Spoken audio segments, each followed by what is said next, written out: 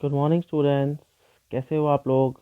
तो देखिए, as I told you in the last lecture कि I am gonna derive the equations of motion by using calculus method this time, and in next lecture I will derive the same equations by using graphical method. तो अभी जो हम method करने वाले हैं वो है बच्चे हमारा कैलकुलस मेथड, ठीक है। तो मैं इक्वेशंस ऑफ मोशन को कैलकुलस मेथड से निकालूंगा। तो सबसे पहले हेडिंग आती है बच्चे इसकी, देखिएगा heading, equations of uniformly equations of uniformly accelerated motion, uniformly accelerated motion। तो इक्वेशन हमें निकालनी है वही मोशन की, एक्सेलरेटेड मोशन की, बाई कौन से मेथड से बच्चे, बाई कैलकुलस मेथड। तो हमने कौन सा मेथड यूज़ करना है बच्चे, कैलकुलस मेथड। इस पे ध्यान दीजिएगा, बड़े सारे बच्चे गलती कर देते हैं, पेपर में लिखा होता है ग्राफिकल और कैलकुलस से करके आ जाते हैं, या वहाँ पे बोला होगा equation of motion by calculus method तो ग्राफिकल से करके आ जाते हैं। आपको मेंशन करना है, वहाँ पर देखना है कि कौन सी चीज़ मेथड बोला हुआ है। अगर कैलकुलस से निकालने को बोला तो कैलकुलस से ही निकालना है, नहीं तो आपका सारा क्वेश्चन गलत हो जाएगा, तो 5 मार्क्स आपके कट जाएंगे। तो अभी हम कर रहे हैं कैलकुलस मेथड। तो इसमें सबसे पहले ये लिखने के बाद heading, equation of uniformly accelerated motion by calculus method, आप इसमें थोड़ा सा ब्रीफली डिस्क्राइब करोगे एक चीज़ों को। तो हम इसमें क्या लिखेंगे, यहाँ से स्टार्ट होता है हमारा। हम सबसे पहले करेंगे बच्चे consider an object, consider an object, एक ऑब्जेक्ट को कंसीडर करिए which is moving in a straight line, which is moving in a straight line, which is moving in a straight line, सीधा चल रहा है बच्चे वो, ठीक है, स्ट्रेट लाइन। और उसमें क्या चीज़ है बच्चे, उसकी जो एक्सेलरेशन क्या है, यूनिफॉर्मली एक्सेलरेटेड मोशन की बात कर रहे हैं, तो विद यूनिफॉर्म एक्सेलरेशन। और उस एक्सेलरेशन का नाम क्या आपको पता है बच्चे, इन्वर्टेड कॉमा में डालेंगे ए, ठीक है। अब हम लेट करते हैं कंडीशन की, लेट स्मॉल यू आपको पता है इनिशियल वेलोसिटी होती है, तो you be the velocity, you be the velocity of the body at time। तो टाइम हमने शुरू का टाइम लेना है, जब हमने देखा तब टाइम को क्या लेंगे, 0। और बाद में थोड़ा टाइम बाद हम देखेंगे तो वेलोसिटी कितनी है, एंड स्मॉल v, ये बेसिकली फाइनल वेलोसिटी होती है बच्चे, स्मॉल v, इसको भी इन्वर्टेड कॉमा में डालिए, and small v be the velocity of the body at time, बच्चे इन्वर्टेड कॉमा का टी आ जाएगा। तो थोड़े टाइम बाद हमने जब वेलोसिटी देखी तो उसकी फाइनल वेलोसिटी कितनी थी, v थी।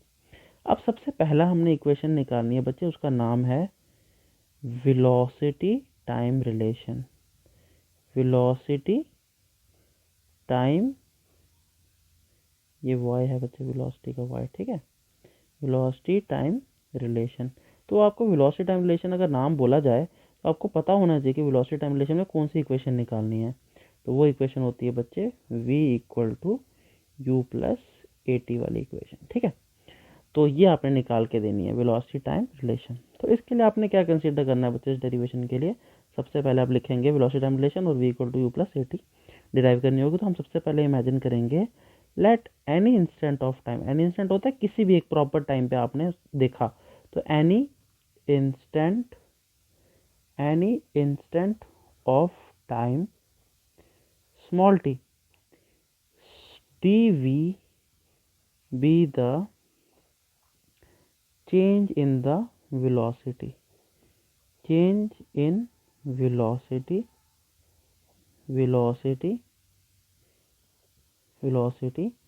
in टाइम इंटरवल, छोटा सा टाइम इंटरवल।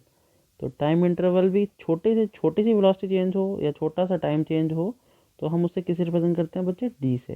जैसे वेलोसिटी यहाँ पे हमारी थोड़ी सी चेंज हो रही है तो हमने क्या लिखा, स्मॉल डी। तो हम छोटे से चेंज के लिए हम उसको स्मॉल डी से डिनोट करते हैं, ठीक है बच्चे। तो ये आपका आ गया डी टी आ गया, यहाँ पर क्या आ गया बच्चे, डी टी। ठीक है, तो अब आपका आएगा बच्चे इसमें हमने क्या और लिखना है, तो देन हम एक्सेलरेशन को किससे डिनोट करते हैं, जब ऐसा हो कि let any instant of time d v b क्या है हमारा, change in velocity, in time interval कितना है, डी टी। देखिए यहाँ पे फिर से लिख देता हूँ अगर थोड़ा डाउट हो रहा है आपको, डी टी है वो। ठीक है, तो तब जब टाइम डी टी है तब उसके बाद हमने लिखना है, देन एक्सेलरेशन को किससे डिनोट करेंगे, एक्सेलरेशन एक्स ए किसके बराबर होता है बच्चे, D v by d T. याद रखेंगे एक्सेलरेशन को हम डिनोट करते हैं d v by d T, और रफ के लिए बता देता हूँ वेलोसिटी को हम किससे डिनोट करते हैं, D x by d T से। एक्स का मतलब होता है डिस्टेंस अपॉन टाइम, तो ये हमें यहाँ यूज़ नहीं करना है, जस्ट समझाने के लिए बोला है। सिर्फ फिलहाल सिर्फ एक्सेलरेशन पे याद रखिए। तो एक्सेलरेशन किससे लिखते हैं, d v by d t. यहाँ से डी वी की वैल्यू निकालिए, तो ये यहाँ पर मल्टीप्लाई कर दीजिए इन दोनों को, तो डी वी किसके बराबर आ जाएगा बच्चे, ये ए से मल्टीप्लाई करेंगे डी टी को, तो बन जाएगा ए डी टी, ए डी टी। ठीक है बच्चे, इसको बनाएंगे इक्वेशन नंबर बच्चे 1। ठीक है, अब क्या करना है आपने, इसको इंटीग्रेट करना है। तो सबसे पहले लिखिए बच्चे integrating equation number 1, integrating equation number 1 with in the limits. तो इंटीग्रेटिंग करीजिए लिमिटेशन इक्वेशन नंबर 1 को विद इन द लिमिट्स। क्या लिमिट्स है बच्चे उसकी, व्हेन, लिमिट्स क्या होगी, when time changes from, time कहाँ से कहाँ चेंज होना चाहिए बच्चे, 0 टू टी। तो टाइम कहाँ से कहाँ चेंज होगा, integrating equation number within the limits when time changes from 0 to t. And बच्चे एंड वेलोसिटी कहाँ से कहाँ चेंज होगी, and the velocity changes from, velocity को लेट कीजिए कि वेलोसिटी टाइम 0 से टी जा रहा है, तो वेलोसिटी कहाँ से कहाँ जाएगी, वेलोसिटी चेंजेस फ्रॉम, पहले जितनी इनिशियल वेलोसिटी थी, इनिशियल वेलोसिटी कितनी है u, और u से कहाँ तक जा रही है, टू स्मॉल v। ठीक है बच्चे, तो हमें क्या मिलेगा, वी गेट, हमें क्या मिलेगा बच्चे, देख लीजिए, तो हमें मिलेगा integration of d v equal to integration of a d t. अब देखिए यहाँ से लिमिट क्या लगेगी वेलोसिटी की, जो वेलोसिटी है, वेलोसिटी की लिमिट क्या है, u भी वेलोसिटी है, v भी वेलोसिटी है, इनिशियल वेलोसिटी टू फाइनल, तो यहाँ बनेगा u से लेके v तक equal to a d t. A का मतलब क्या होता है एक्सेलरेशन, डी टी का होता है टाइम होता है बच्चे, तो यहाँ पर आ जाएगा, इसको हम कैसे लिखेंगे, लिमिट टाइम की 0 से लेके टी तक, 0 से लेके टी तक। अब देखिए बच्चे इसको हम कैसे रिप्रेजेंट करते हैं, यहाँ पर हमें क्या करना है बच्चे, डी वी जैसे लिखा हुआ है, तो जब हम इंटीग्रेट करते हैं तो d और ये ख़त्म हो जाता है इंटीग्रेशन, तो यहाँ सिर्फ और सिर्फ क्या बचेगा v, ये बचेगा हमारा v, और उसके अलावा हमें लिमिट लगानी है। तो लिमिट क्या है, लोअर लिमिट u और अपर लिमिट क्या है v, तो ये आपकी आ जाएगी u, ये आ जाएगी आपकी v इक्वल टू, देखिए तो dt है, इधर dt की इंटीग्रेशन हो सकती है, a की नहीं हो सकती। हाँ यहाँ अगर t dt लिखा होता तो t की करता मैं। a क्या है यहाँ पर कांस्टेंट, तो a आ जाएगा बाहर की तरफ, यहाँ से बाहर, तो बन जाएगा a बाहर आ जाएगा, और जब d और dt की होगी तो d और इंटीग्रेशन कट जाएगा, और सिर्फ क्या रह जाएगा t, तो बचेगा यहाँ पर t विद लिमिट्स। इसकी लिमिट्स क्या है बच्चे, 0 से लेके t, तो यहाँ पर लिमिट लगाइए 0 से लेके t। अब इसको सॉल्व कैसे करते हैं, देखिए बच्चे आगे, तो ये इस वैल्यू के अंदर हम पहले अपर लिमिट डालते हैं। अपर लिमिट क्या है v, तो इस v के अंदर अपर लिमिट को पुट कीजिए, तो हम v पुट कर देंगे, v के अंदर v आ जाएगा बच्चे, है ना, फिर करते हैं हम माइनस साइन।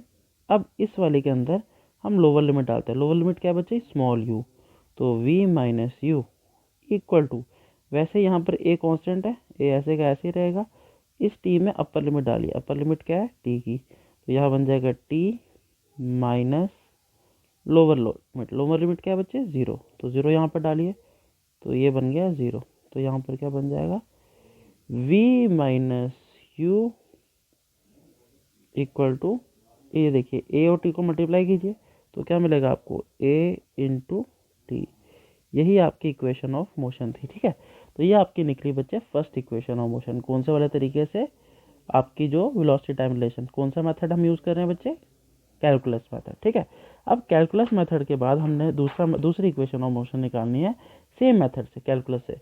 तो सेकंड वाली इक्वेशन जो है हमारी, वो आपको पता है s equal to u t plus half a t square के बराबर है। किसके बराबर है, u t equal to s equal to u t plus half